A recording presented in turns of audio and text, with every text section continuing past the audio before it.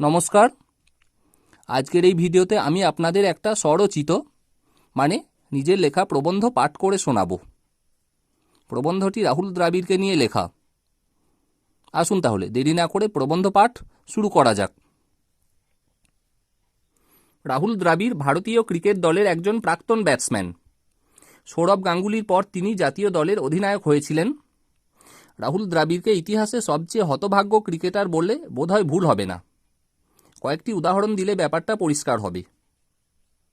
রাহুল দ্রাবিড় তার অভিষেক test match খেলেন লর্ডসে ইংল্যান্ডের বিরুদ্ধে 1996 সালে। সেটা সৌরভ গাঙ্গুলিরও অভিষেক টেস্ট ম্যাচ ছিল।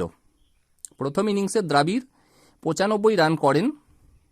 সেঞ্চুরি করে প্রচারের আলো টেনে নেন সৌরভ গাঙ্গুলি। 1997 সালে ভারত বনাম পাকিস্তান যে ম্যাচে আনোয়ার 194 রান করেছিলেন, সেই ম্যাচেই রাহুল দ্রাবিড় তার প্রথম ওয়ানডে সেঞ্চুরি পান।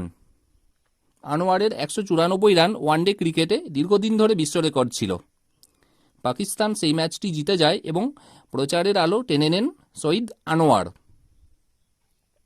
তিনি তার মোট 12টি ওয়ানডে সেঞ্চুরির অর্ধেক অর্থাৎ 6টি সেঞ্চুরি করেছিলেন শুধুমাত্র 1999 সালে। 1999 বিশ্বকাপে ভারত বনাম শ্রীলঙ্কা একটি ম্যাচে তিনি 145 রান করেছিলেন। গাঙ্গুলি দ্রাবিড় জুটিতে 300-র ওপর রান উঠেছিল সেই ম্যাচে। গাঙ্গুলি সেই ম্যাচে তার ওয়ানডে কেরিয়ারে সর্বোচ্চ 183 রান করেছিলেন। প্রচারের আলো টেনে নেন সৌরভ গাঙ্গুলি।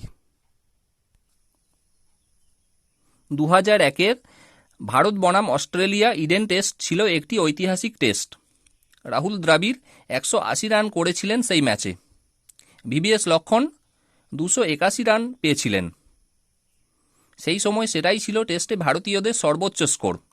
বীরেন্দ্র সেহবাগ তখনও টেস্টে ট্রিপল সেঞ্চুরি পাননি। হরভজন সিং প্রথম ভারতীয় হিসেবে টেস্টে হ্যাট্রিক পান সেই ম্যাচে।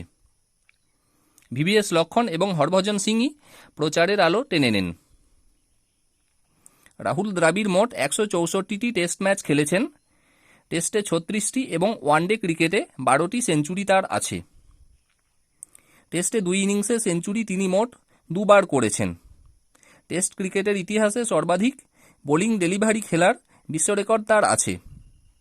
তার এই বিশ্ব রেকর্ড ভাঙা প্রায় অসম্ভব, কারণ এখন টেস্ট খেলা অনেক কমে গেছে আগের তুলনায়। দলে প্রয়োজনে একটা সময় উইকেট কিপিংও করেছেন তিনি।